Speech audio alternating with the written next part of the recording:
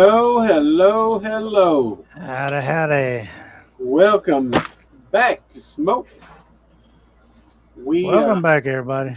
absolutely, man. It just seems like it took forever. We had the con, and and it just seemed like it took forever to get back where we are. And Right. last week we talked about the con and stuff like that, but we have returned to Manson. We have returned to the smoke. That's right. The smoke covers everything, and so we want to welcome everybody that's watching, everybody that ain't watching. Um, Which is everybody at the moment. Maybe we need to go in there and share, man. Share, share, share. Um, but they'll hit up, That's right. you know. But There anyway, we got one. We got a viewer already. all right. Welcome, viewer, viewer. All right. So we have returned to Manson.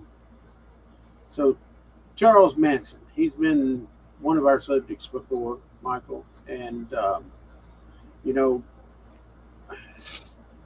what happened to CeeLo Drive was a terrible, terrible thing, and of Definitely. course, the mastermind, uh, the Mister Brain himself, Charles Manson, um, he orchestrated a whole bunch of stuff.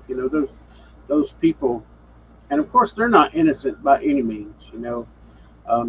got in there and made up their mind that they were going to follow his lead and jump in and do the dastardly deeds. And that was one of the things. That's why I call Charles Manson a coward, That's because exactly what I was just thinking. yeah, very much so a coward. You're gonna do something, man. Get it, at least go in there with them. All right, Exactly. and so, but he sent his hit people, and they were in there doing the deeds, and so that's why when you and I had talked about um, doing the Manson show again, um, eh, I had thought, well, why don't we start at the top of the list, basically, the most high-profile killer, part of the killing, Sharon Tate, and just kind of break down the murders, and like that. So this show is going to be kind of leading towards Sharon Tate and the lady that killed Sharon Tate. Um, so I know that it was really gruesome. I read some of the police reports and the autopsy reports and things like that, and they went beyond just killing someone. They tortured this lady, Right. and she cried out for her life and her unborn child's life, her boy, and you know reading up on some of this stuff, and of course this week I've had a little bit more time. We are getting ready for another event, but uh, reading up on some of these autopsy reports and things like that, what they went through was just so hideous, and Yeah. I think that should be at the top of the list of some of the worst torture, and you know, Especially when you stab them that many times. oh yeah, and then you're gonna cut their child out, you Yeah. know, and stuff. And when I first heard about this story, um, I was thinking, wow, I thought was was she trying to get the child out because she wanted the child and that type of thing? She was just a cruel person, Right. and so she got in there and done that deed, and you know, why not spare the child? Nowadays, Okay. people crazy enough to do it. Oh, sure. And so, but I mean, it was August 8th and 9th, 1969, and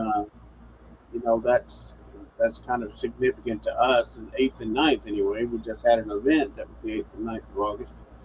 But 1969, in the 60s, there was a lot to be said for police investigation and things like that. So I'm guaranteeing that a lot was left uninvestigated. Oh yeah. So um, and you picked a 26-year-old actress to break in on, and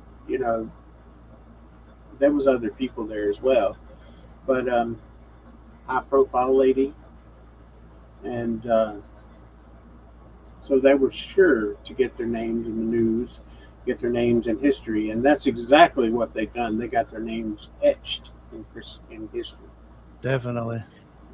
You know, and that's part of history that's infinitely terrible. So um, but anyway, we can get a little bit into it, and I know, Michael, you done a lot of research on Atkins, the lady Yep. that killed. Okay, and so we definitely want to go in that direction um, here in just a little bit, because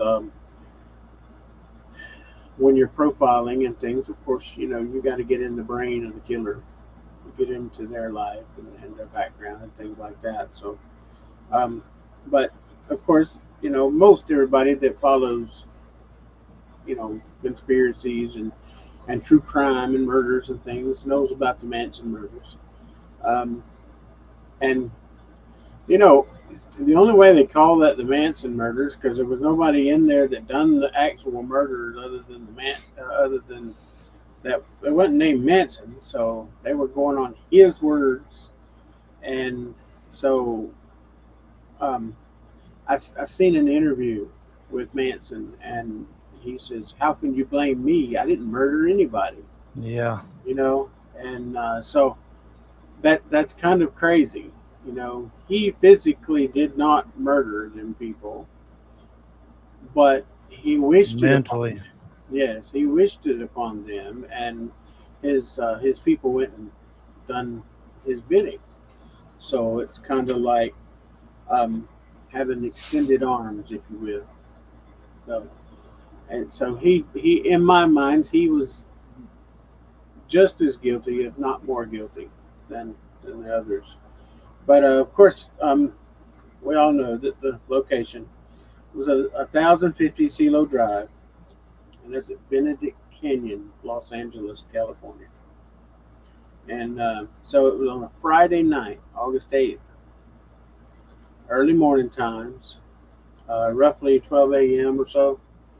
And, you know, Rick, Charles Tex Watson, Susan Atkins, Patricia Krenwinkel, and Linda Casabane, which Casabane was acting pretty much as a getaway Yeah, she car. was a lookout. Yeah. And so they acted under, according to everything I've read, they acted under direct um, direct instruction, if you will, of Manson himself. Right. So Sharon Tate, um, of course, that's the lady that we're talking about tonight. Um, her and her unborn child was killed. Now, Tex Watson climbed a daggum telephone pole and cut the phone cords to the house, cut the phone lines, so they couldn't call. So once he done that, they lost all communication with the outside world. So how were they gonna, other than their screams, how were they gonna do that? And how were they gonna get help? There was no help, and so and They had it planned pretty good. oh yeah, definitely, yeah. I mean, so what mastermind would be able to do that? No, everything I've read about these people that actually done the crime, they couldn't come up with this plan. Charles Manson came up with this plan, Right. and because people can say what they want to about him, he was a smart dude. He was Oh a yeah. smart dude, and so you have to have a bit of a demented mind, if you will, to be able to orchestrate something like this. You got to be really, really smart, and And there's most no of these telling. crazy people do are smart. Oh They yeah, they got their ducks in a row. yeah, and 90% of the serial killers out there are listed as geniuses anyway, and but when these people entered this house, of course, they were able to get by the electronic stuff that they had there, and so the electronic gate, they put this AMC Rambler through there, and says Watson approached the vehicle, slashed parents with a knife, and shot them with a 22 caliber. So right there was their first victims. They were in entering the compound, if you will. So and reading the, some of the police reports, the thing was laid out like there was bodies over here, there was bodies over there, this happened over there, there was murder weapon over here. So I mean, it's really crazy, and so but now Watson entered the home through the dining room. All right, while Atkins and Krenwinkel came in through the front door. Um, Frakowski was sleeping in the living room on the couch. Watson kicked him in the head, famously stating, "I'm the devil, and I'm here to do the devil's business." That's straight out of Manson's mouth, Yeah, I man. I was trying to mean, say I'm that the sounds more like Manson saying yeah. that. So and of course, they blasted that all over CBS News. You know, um, so that was pretty crazy. Atkins and Krenwinkel rounded up Sharon Tate, Jay Sebring, and Abigail Folger from the bedrooms into the living room. Okay, so they tied these people up.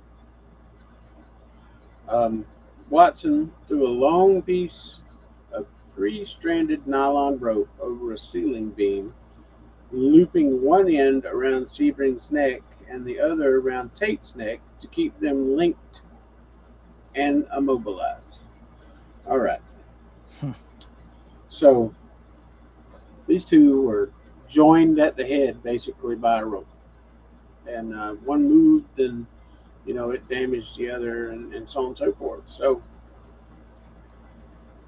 that was honestly, I don't think I don't think they could come up with that. That had to have been in the master plan, Yeah. and and of course, being in there at that time, they had to kind of um, go do some of the stuff on their own. Um, you know, couldn't anticipate everything that these people were going to do. Yeah, I don't think they anticipate as many people there as there was either. I think so. I think you're right. Um, if there had been just Sharon Tate there, it would have been just a cut and dry thing. Yeah, in and I mean, out. yeah, in and out, and but because there was witnesses, they had to kill them all, and I honestly think that Sharon Tate was the main target. Yeah. Um, yeah, because Manson had gone there prior to, um, and looking for someone, and so I think that when his feelings were hurt, so to speak, they they he's like, yeah, I'm going to send my crew back. We're going to take care of this situation. He might have been looking for her and her husband. Yeah. Oh, he definitely was. He definitely was looking for her husband, Yeah. and so I do think that that was a big thing, and they were like, oops, you know, wrong people, right? So in the wrong place at the wrong time. That and they were trying to start a race war too. So Yeah, yeah. It's amazing that well, how much that man put into that, putting all that together. How many months it took to put all that together, get the right time down and stuff like that.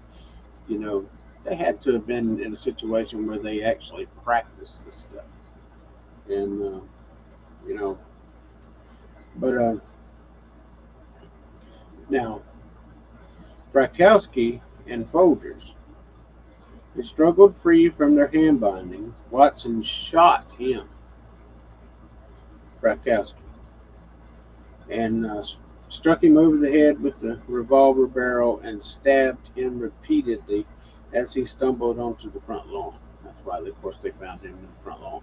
And so, and then Folger managed to, and I think of Coffee, of course, that was part of the yeah, Folger I think Coffee it was the family. daughter. The daughter.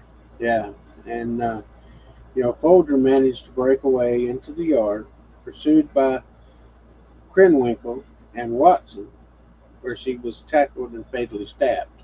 All right, so that was some more bodies strewn through the place, and uh, you know, eh, I don't know if you've ever seen some of the pictures of the actual crime scene, uh, but I looked at some of those, and man, let me tell you, there's bodies everywhere, dude. Yeah. I mean, they're all over the place.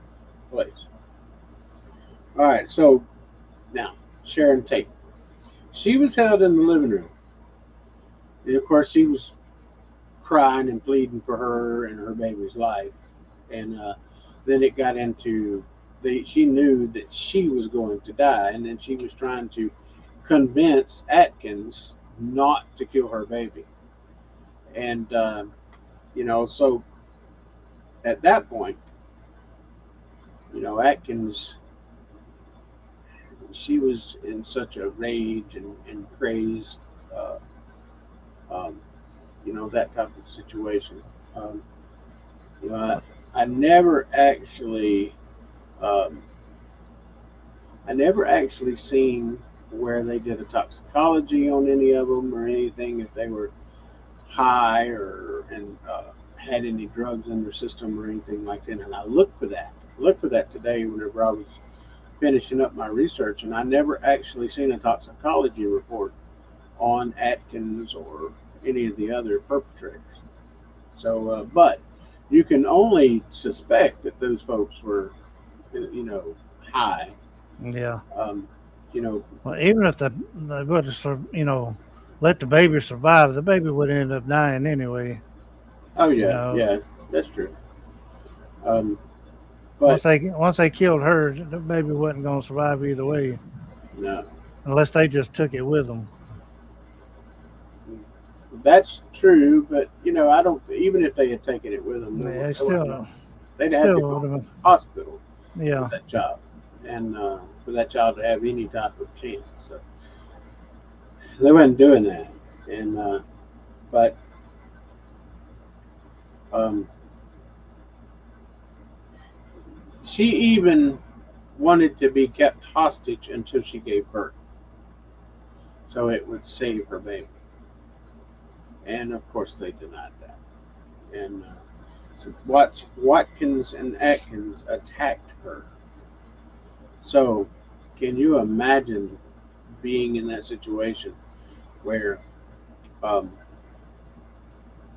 two women, two crazed women, are attacking you and stabbing you and stabbing her directly in the stomach, and so so um, But before leaving, Susan Atkins took a towel soaked in Tate's blood and wrote the word pig on the front door. So I've seen some interviews with her, and I know you've done some pretty good research on her, and we'll get to her in just a minute. Um, but I've seen some interviews of her, and for the longest time, this person was asked about the killing of Sharon Tate, and did she not feel any remorse? And in her early years of prison, she was like, "I felt nothing." I felt nothing. Yeah. And then, the older she got, then she started breaking down and crying and things like that. I personally think that was bullshit. She was ready to get out of prison, Yeah. and Thought she was gonna get a pardon or something. right, and and then of course they snitched on Manson repeatedly. Um, in some of the private reports that I read, um, Atkins, um, at first she was saying that she wasn't under the influence of anybody. She wanted to do this, and that's something I had read. But so you did a lot of research on her on Atkins. So kind of go over, what you think about her mindset and where she was at and stuff like that. Give us a lowdown on Atkins. Yeah, I think she was crazy myself. Let's see. I'm on the wrong page here. She was born on May 7th, 1948. She died September the 24th in 2009. She was one of the oldest living females in the California jail system. She's, served the longest term until she died. And then the other ladies that were there with her from the Manson family, they become the oldest, you know, living people to still be incarcerated in California. See, she was married twice. She married Donald Lee. Now, I don't know how this is pronounced, Legier or something like that.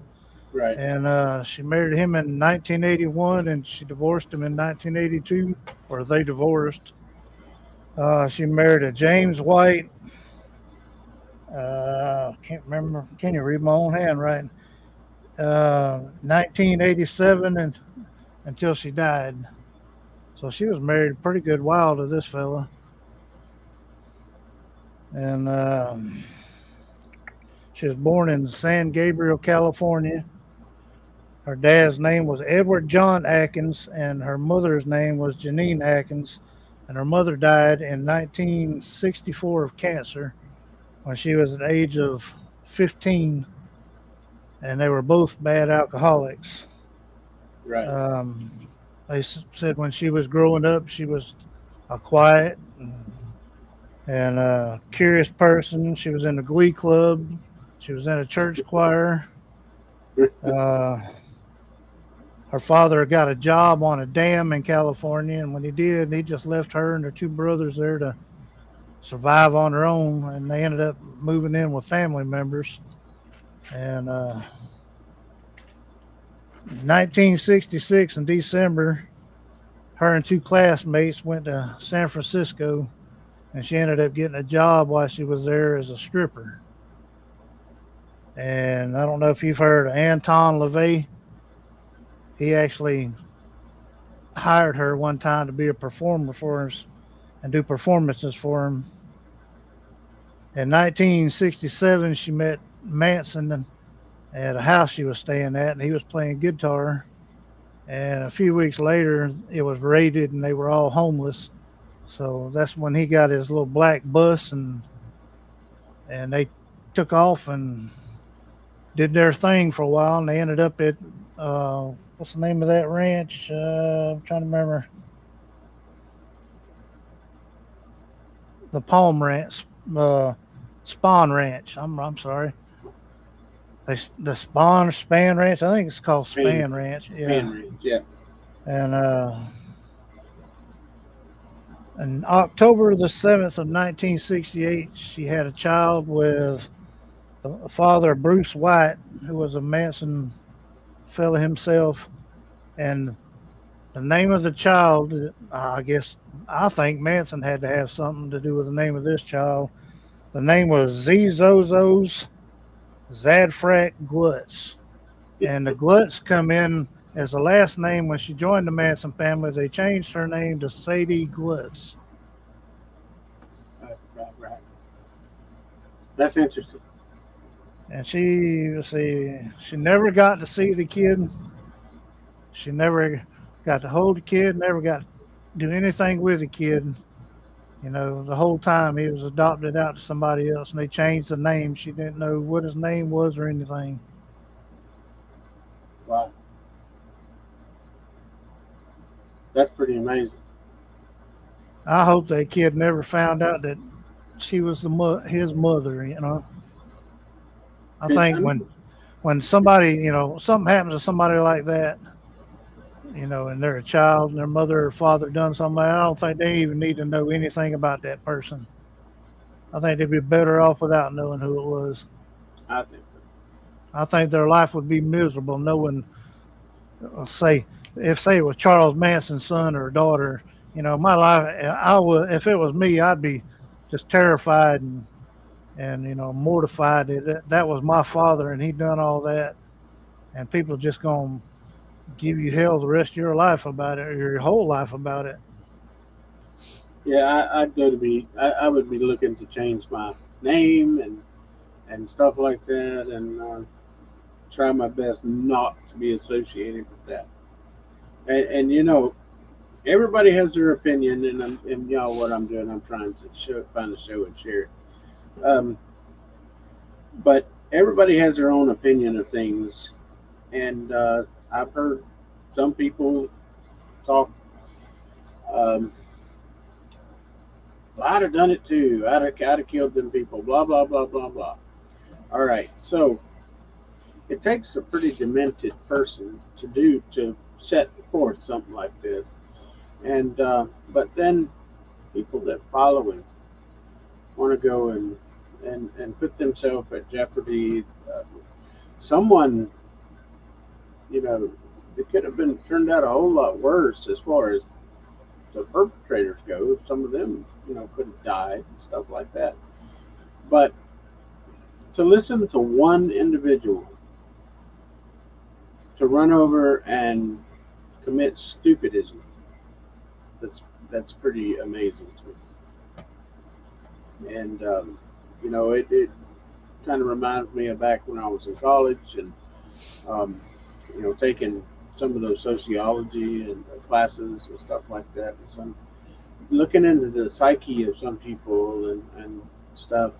Um, these people, they misfire in their brain so much, and then when they get drugs and induced into it, you know, it just makes it worse. Right. And I do think that then a lot of things that Manson done, that was some of his problem. Of course, the rejection that he went through, and when in his musical career he tried to break into, got totally blasted, you know, because he had no talent, um, or you know, it's what he was told. And our buddy Blaine Rowan, he actually sent me um, a while back some songs that Manson recorded and stuff like that. I have to say I've heard worse, but they were still kind of hideous. You know, Yeah. I'm not a music critic by any means, but you know, I've heard some pretty terrible singers and stuff in my life, but this guy was pretty hideous, and his songwriting skills wasn't the best. But you know, he put out an album, Yeah. and you know, so and I know you can go out and search out his album, and I know he's got some sort of fan base. Um, Yeah, because some of those albums are worth money. You know, they want big money for those things. oh sure, I mean, you know, wouldn't you and like to have the the raw recording of Charles Manson on this and that, at the reel to reel or whatever it is he recorded it on in '69 or the '60s, he'd have to be. And, so, uh, I mean, think about how much money that would be. Yeah. Somebody would pay a lot of money for that. And the one thing that gets me is uh, it's one thing just to go out to go to this house and just they're expecting to kill these people and then go out and get out of there.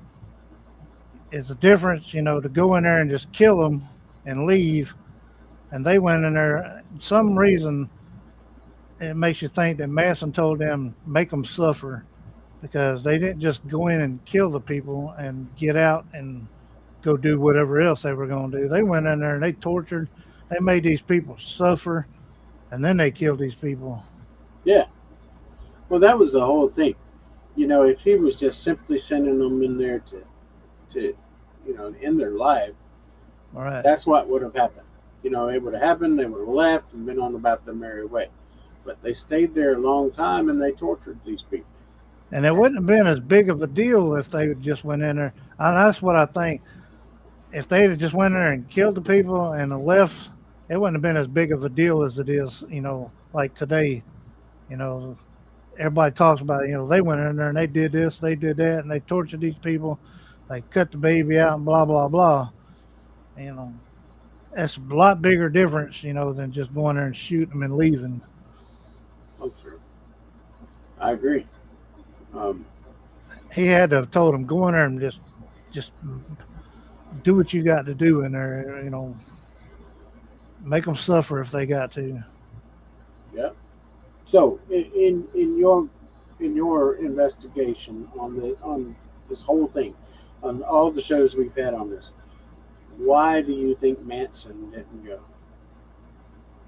I think he was a coward. Well, yeah, I definitely know he was a coward, and He was. He figured send my flunkies over there and do my dirty work, and I can stay here. And if they get caught, I'm still here, and I can get more people to do my dirty work for me. well, they weren't anticipating some of those people in private talking. You know Right. what they broadcasted on the news uh, wasn't all that. Because you see them, oh, I don't have anything to say, and blah blah blah.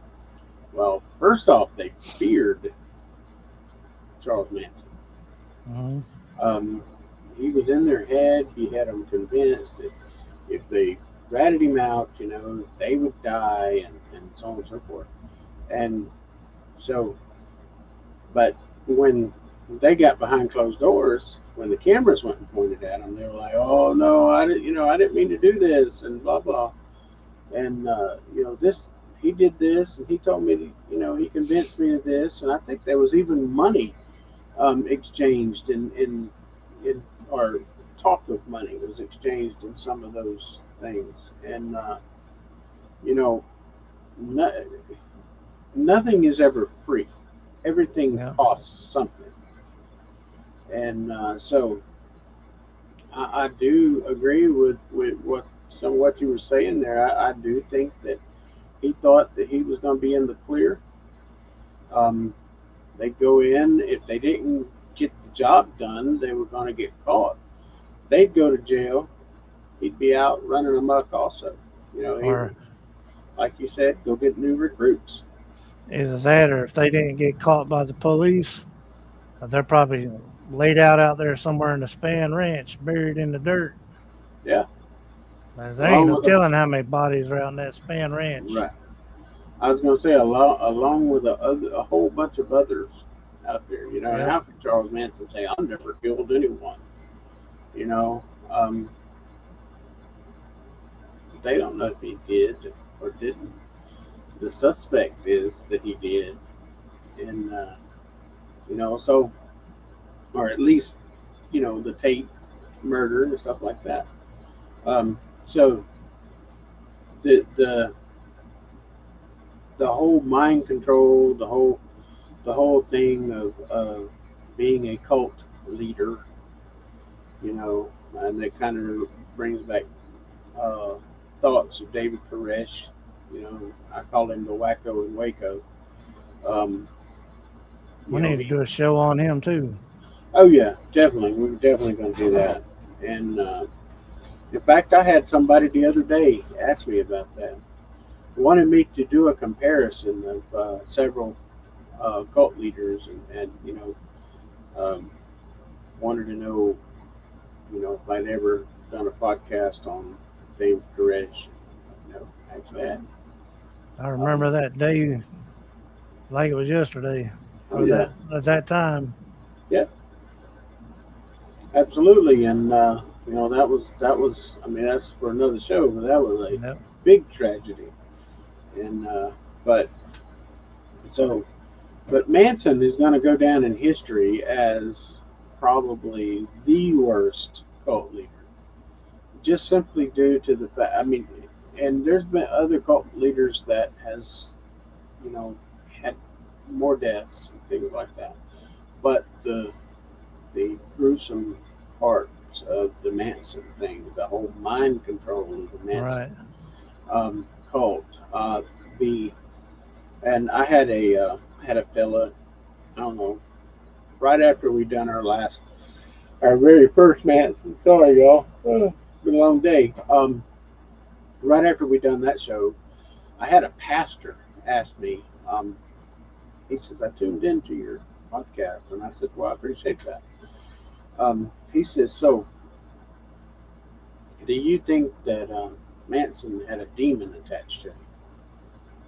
And I'm like, if there ever was anyone in history that had a demon or a devil or a spirit of that kind attached to them, Charles Manson was it. I think he was that spirit, and that's what I told him. I said I don't think that he had a spirit really attached to him. I think he was that demon, and just manifesting that body. Yep. And so how did he manage to get all these people to do the shit that they did? Because he said so, you know. And so he had that ability and that mind control set to get in their head and okay, y'all go do this, y'all go do this, and you're gonna have a better place to go to, blah blah blah, and a whole bunch of Jim Jones talk, if you will. And so, I mean, the only big thing is, Manson and them, they actually went to prison and stuff like that. They didn't drink up a bunch of poison Kool-Aid and die, Right. They wasn't worried about repercussions. not at all. Um, so, um, but Susan Atkins, she, I watched her. There was an interview that they had a police officer done. And she all she done was mainly stared straight ahead. Every now and then she would speak. You know, and there was a few times she said things that wasn't even really legible. If you were trying to write it, or coherent talking, um, words that we might understand and things. So that's kind of indicative to, of course, someone with a mental illness. Um, That that and they were getting drugs while they was in jail also. oh yeah, um, and when you have someone like that has mental illness, um, they believe everything they done was just, and then on the other hand, they turn around, oh, it was his fault, not ours. Talking about Manson and that that other lady, uh, that was actually some of the stuff she said. Oh, it was his fault, not ours. And so you're the stupid ones that listened to him and Yep. went and done it. So yes, it was your fault, and it was your fault for listening to him. It was his fault for sending you. So if you want to cast blame, hell yeah, it was your fault. You And did the deed. yeah, and so I think this puts Manson as high on the predator list of cult leaders, serial killers, that type of thing. Even though he may have not done those exact murders, he was still a serial killer. He just Yeah. used the weapons that he had at hand, and so you know all those. And I really got tired of watching Manson spew his stuff, out there, and he even in one time said he was God. He said he was better than God, and things. So, and there was this one video. I know I watched it for an hour, and I'm like, oh my God, this guy just narcissism is a disease, man. And this guy was eat up with it. And narcissistic people, they just beyond my frame of comprehension. How in the hell can you be that way? Yeah. So And a lot of stuff he said it don't even make no damn sense. no, it doesn't make any sense. He paraphrases everything, Well, and that's kind of like one of our one of the political people that was running for president and stuff paraphrased her way, tried to paraphrase her way into the White House and stuff, and same thing Manson done, same thing Jim Jones done, and so all these even David Koresh, he was paraphrasing a lot too. Of course, he wanted to use some of the Bible to do his thing, the reason why he done this, that type of thing. But Manson said he had read the Bible from front to back, and there was a handwritten thing that he had done that said that God sent him to do this work. Really? How's that? You know, I don't think anyone sent him to do this work except his crazed self. Applied that to his own life. And so Susan Atkins, when she took that young lady's life and that young child's life, um, I think she damned herself, if you will. First off, sure she can get right with God and stuff like that, and I hope she did. But when she did that killing, she set herself aside from everyone else. Hey, Charles. there's Mr. All right, Charles. brother. Um, so when she set herself aside from that by doing that killing, and she was proud, Michael, to Hmm. to do that, and that's why she got the towel with and got Sharon Tate's blood and the baby's blood and everything, and wrote "pig" on the door. Okay, that's a trophy. That was a trophy move right there, and so who's the pig now? Who was the pig after that? She was. The Manson people were, and you know the, If that was she hideous. if she wasn't worried about getting caught, she should have just put her name up there. Oh yeah, definitely. And I really really think that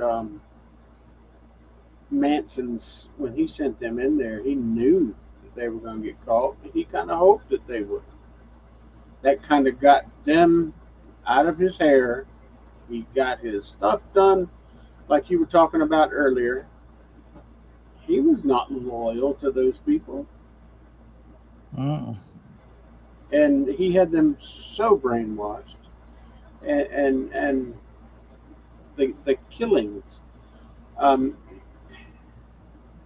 you know, I had seen these paranormal shows where they went in and like the house at the end of the drive over there. Um, they were picking up Sharon Tate. They said, and said Sharon Tate was wondering why she was killed, and so on and so forth. And of course, our brother uh, Blaine, he he um, he had you know EVPs where um, Abigail Folger came through, and also there was another one, and Sharon Tate. I think he actually got EVP of her, I think that's and what he said. yeah, and I mean, how crazy would that be? You and I are paranormal investigators also. And if we were in a situation like that and Sharon Tate came through and you could tell that it was Sharon Tate, how many thousands of questions would you have for her? I A would. lot. Yeah. And um, what's the Especially, other guy? especially if they was, you know, actually communicating, you know. Yeah. What was the guy that did the spirit box thing? I can't remember his name. He after Charles Manson died, or yeah, it wasn't too long after Charles Manson died. He said that he was doing a spirit box and or a portal or something, and Charles Manson came through, and Charles Manson was still trying to get people to do his bidding from the other side. Okay, and you and I, being an investigator, you've heard me many years say, Uncle if Uncle Pete over here was a turd here, he was a turd over there, right? All right, he gonna So, be turd there. right. So think about Manson. He's got to be burning in hell. He's Actually, probably the right hand man to the devil. well, he's probably trying to manipulate the devil. Hey, you go over and kill this, and that type of thing. Yeah, Um, so we could probably do a parody show on just that, Manson no, in hell. And but if there ever, I totally believe there's a hell. But if there definitely is a hell, Manson is eating it up. he's probably below hell. Yeah, I mean, like, how did I get here? That type of thing. But I mean, of course, there's always, redemption, and I don't think that he got right with God before he died. Maybe he did, No, but I don't think so. And there was Zach Bagans, I think, he had something that belonged to Manson, and he got Manson and come through in his museum or something, and he said he scared Zach. I mean, I don't have any reason to say Zach was lying or anything. So, if Manson come through on one of our investigations or something like that, I'd be like, okay, well, yeah, I'm going to ask you some questions, but it probably bothered me some, talking to actually Manson from beyond the grave. But so Sharon Tate, she comes through. I mean, I would think that her and her baby went to heaven, um, or at least someplace they were together. I mean, they, may not have. I don't know. But so Susan Atkins, if she didn't get right, she's definitely in hell too. Got to yeah. be. And so all those others that got killed at that house that night, um,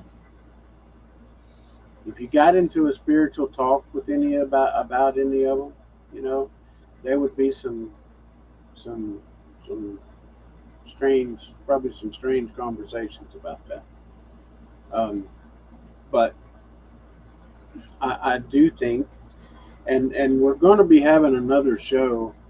Um, we'll be ending up here in a little bit, but we're going to have another show, um, and it's going to be one of the other victims of the Manson murder. And so, but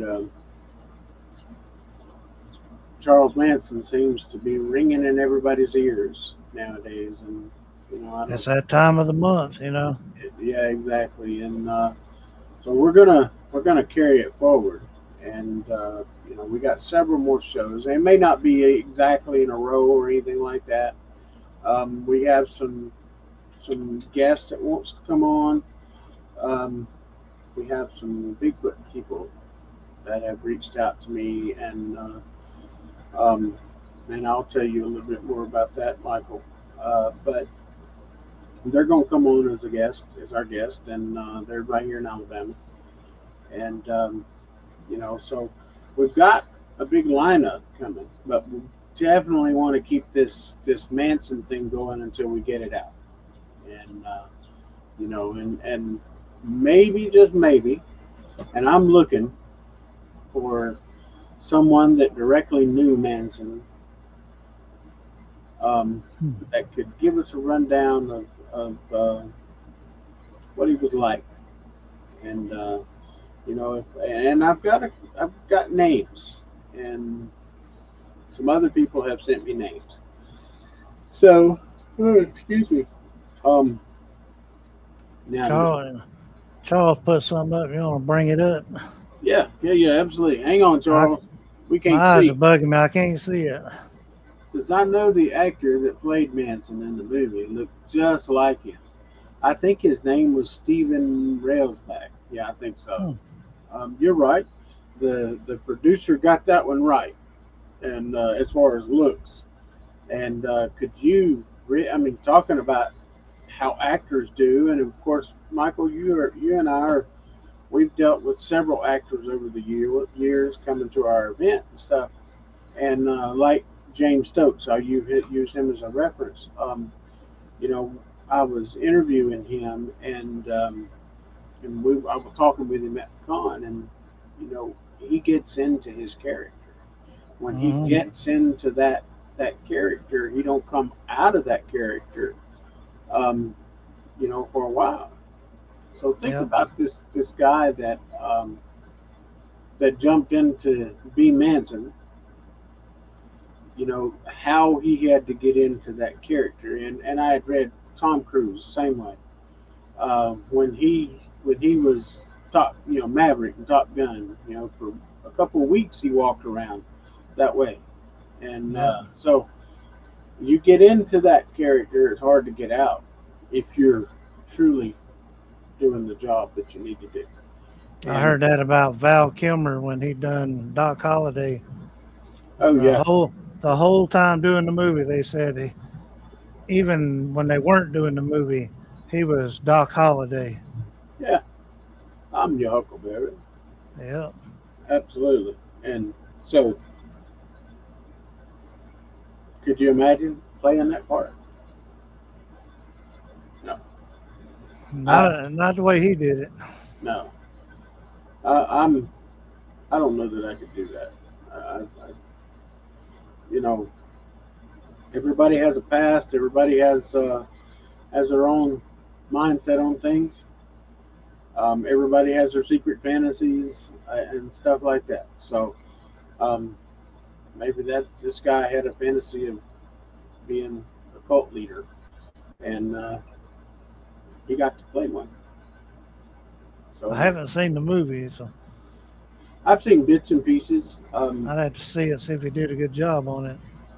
I may have to break down and watch it. Of course, I'd have to watch it by myself.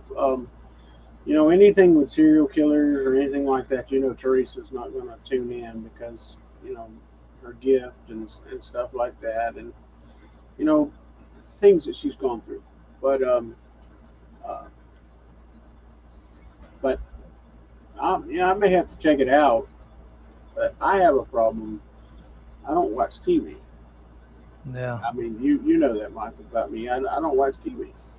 I might watch a YouTube video. Most of the time, I'm watching stuff on radio show, or I'm working on the next show, or working on this event, or working on cases for our paranormal team, which we're kind of picking up and stuff. And so I don't have a lot of times I don't have time to do that. And I probably need to take a little more time to do that. And because probably the last movie that I watched all the way from start to end was right after Hunt for Red October came out. It's been a while. So that's been a long time. And I see little bits and pieces of things every so often, but I don't watch movies. I don't. I don't watch paranormal. Um, you I know, don't watch as much paranormal as I used to. and I see some of these things on YouTube, and I don't. I have a hard time getting into those too. Here late though, I've watched a couple um, because people asked me to do it. I knew the people on there, and they wanted my opinion on things, and I'm going to give my opinion the way I give my opinion, and that's pretty that's pretty true. You know, I'm gonna tell them the truth. I'm not out to intentionally hurt somebody's feelings, but I'm gonna tell them the truth, and because that's you don't want to know the truth, like the man said, you don't want to know the truth, don't ask. Right. So um, actually, I take that back. There's another movie I watched from all the way to the end, and that was Eddie and the Cruisers. Hmm. And both of those movies, those I did watch those, and of course that came out in the '80s, I think, or something like Yeah. that. But I have watched a rerun of that. But so when people, and if you hear noises, I got chicks that just hatched. But we're gonna have to let's see what Charles has to say. The movie Helter Skelter was written by the district attorney that prosecuted Manson. Well, now, Charles, you got me interested. So I may have to go and break down and watch Helter Skelter. Um, you know, I remember the movie, and I remember a lot of people talking about the movie, but I never really watched the movie. I might have seen it and just don't remember it. You know, I do, um, do know about the whole Helter Skelter with the Beatles and stuff like that. But so it. Sorry, I was reading something, but uh, we may have to break that down, Well, and we might have to watch the maybe movie and then have a podcast about the movie. well, that's true. Now, I do. I may have a way of Hey, getting. Lutriana. That's a beautiful lady right there. Yep. She was at our Paracon. Um, Miss Lee is good friends of ours, and anybody that they have some great podcasts on their network, All Yep. Access TV network over there. Y'all go check them out. Gwen, Matt, Lee, Blaine's on there. Y'all go check them out. And let's see. I've read several books about Helter Skelter. But now that's me. I probably need to buy the book and read that. I'd get more out of the book than watching the TV anyway. You know, I don't have the patience for a book. I I, I'll be like, I read it for about 5 minutes and then I'm off somewhere else. Yeah. Well, I read a lot anyway. You're very welcome, Lee. Um, I read a lot, and in fact, sometimes Teresa say, "Hey, you, are you in the room with me?" Yeah, I'm here. Um, so where there's a lot of controversy about it all, I have a theory too. Well, that's cool. We might have to bring her on a Manson show. Absolutely. Um, that's awesome. If I had a little more time, Lee, I'd send you the link and bring you on tonight. But I got a show after this here in about 20 minutes. But um, we're gonna yeah, I'll get up with Lee and we'll get her on here and we'll talk about Manson and some of the murders and because y'all, Litriana, she is a just a whiz at this stuff and very very intuitive person and she just is. If y'all have never seen her shows or anything, I mean, go stream Hulu's Repossessed. What History Channel I think it's on too, but um, she just does such a fantastic job at everything that she does. She has so many books out there, um, even a recipe. Cookbook. Yeah. I thought that was cool, and so I don't know if I have. Wait a minute. There it is. Check Yeah. it out. What is that? That is Bewitched Bewitched. Book of Boo Bites. That's cool. Um, She but told us about some of those things, and they sound pretty good. absolutely, absolutely. So, but um, but yeah, we'll have to get Lee and we'll have to get Blaine to come on too. Blaine knows a lot about the Mansons as well, and so, but yeah, uh, this is a never-ending subject, and I do know somebody that I've been talking to, and getting them to come on the show has been a little bit of a task, but they personally knew Manson, and somebody else introduced me to them. I personally don't know them, but I've been talking. Um, Excuse me. um, Lisa's. Well, there is a cover up too. Absolutely, there is, and that's something that we were kind of headed to. Um, we wanted to break this down a bit and and kind of let people know how things. Of course, you know the people that got killed. They deserve their fame. The And recognition. yeah, exactly. So when the cover up, and I did read some things about that as well. Like I said, I read a lot of stuff. And of course, an hour is not enough time to come across with this stuff. And Mm. of course, I get caught sometimes on my opinion, and I can't get past it. And so we'll have to uh, we'll have to kind of move forward with it, and we'll get Lee to come on. And Miss Lee, I'll get up with you about a date, and then we'll talk about it. And and if I can get a hold of that other person and get them to agree to come on, then we'll have that. And I think we'll be headed down the right road with that. And there's always a cover up in everything that goes on, especially high profile cases like this, cases that led on for years and years and years, like this one has. And you know, it's pretty amazing. I'm And sure there's still stuff people don't even know about. oh yeah, there is. Oh yeah, definitely.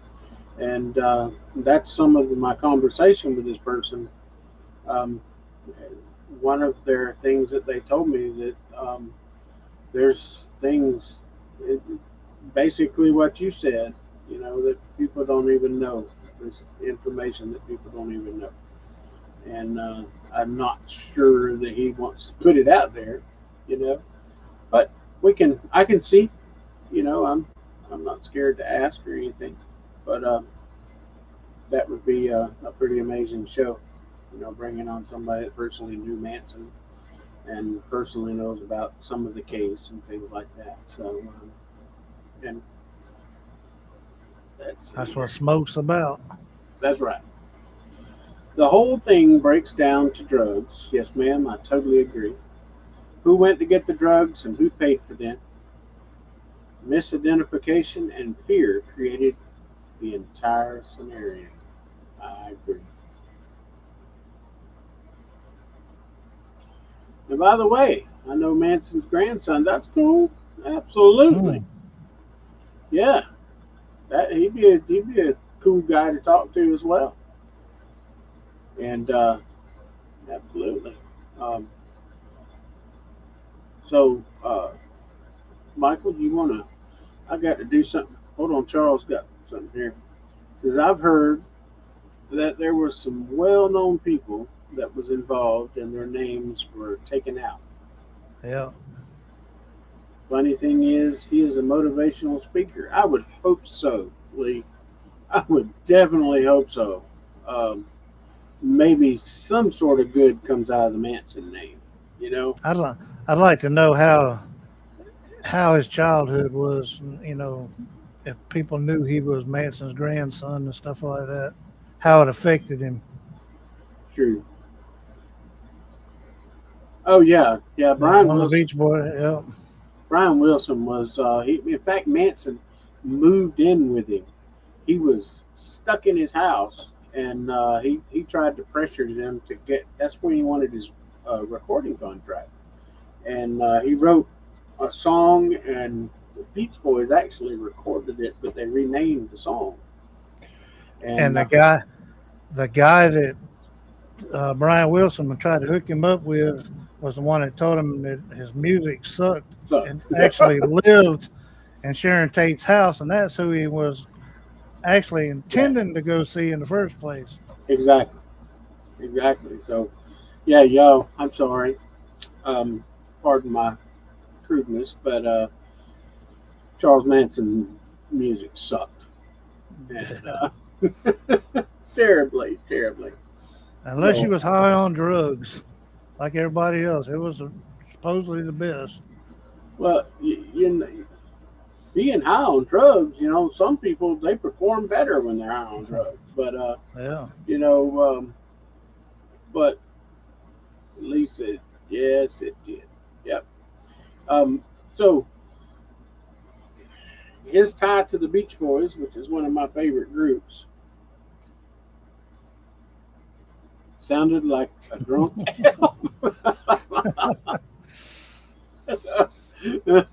Absolutely, I agree.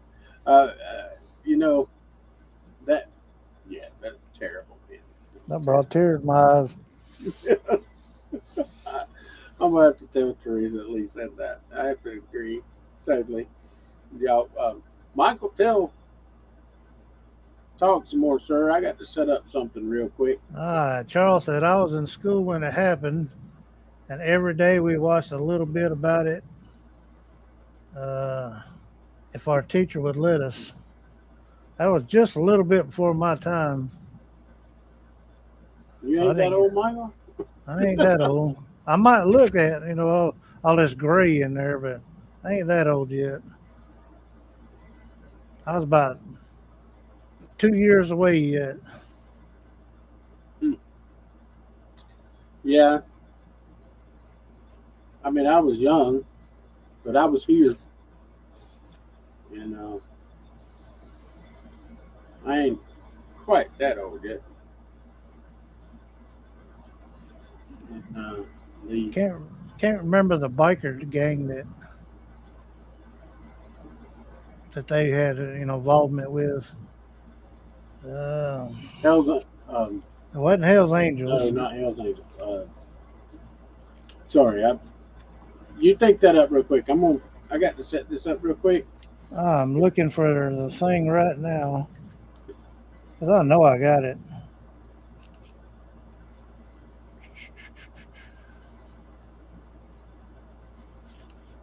Y'all give me just the Straight Satan's Motorcycle Club.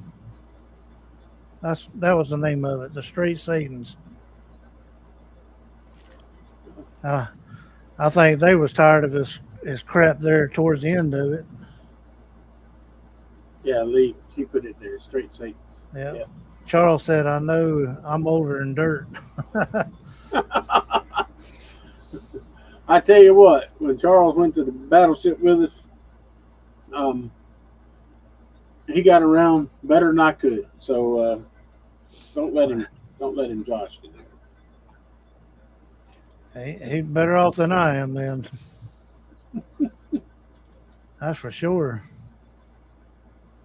I have Charles, Charles, we seen a video I showed Stan yesterday of North Carolina, and it had two big bolts of lightning hit the North Carolina during the storm the other day. but and I know this ain't about Manson, but I've been on the USS North Carolina. I was on the stern when lightning struck the battleship, and but it struck the mast up around the The crow's tall, nest, and it they used to have a device like a divining rod type thing up there, and that would take the hits and on the I hear nature. yeah, had some chicks hatch, Yeah, and yes, sir. Well, I tell you what, Charles, you got you got around way better than me, and and at that point, I had lost some weight and stuff like that, and I'm like, wow. So Charles is a great guy, and we were blessed to have him and Lee there, and Blaine and Matt. Not or no, Matt wasn't there, um, uh, and Lee's mom, super sweet lady, and of course, you know the Fox Paranormal. There was a whole bunch of us there, and we had a great time. And now next year we're going to be setting that up again. In fact, I'm working on that. I plan on going this time. So it's coming. But anyway, I need to lose about another 50 pounds, and I'll be good. I tell you what, I Letriana tell said, you, "Mom, I loved you and Teresa." I tell you what, that was a special lady.